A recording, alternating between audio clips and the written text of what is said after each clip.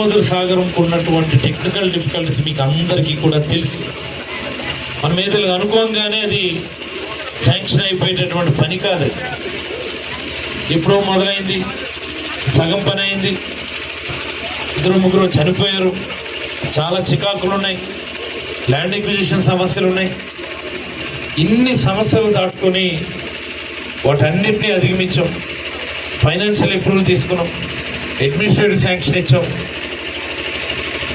At this junction టెండర్లో Damodar Sagar channel ఉంది అనే సందర్భంగా మీకందరికీ సగర్వంగా తెలియజేస్తా ఉన్నాను.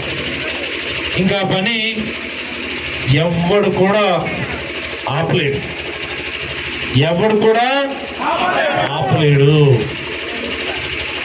నేనే మీ అందరి ఆశీర్వాదంతో మళ్ళీ ఎమ్మెల్యే అయితే మన చేతుల మీదుగానే శంకుస్థాపన ప్రారంభం కూడా చేస్తాం.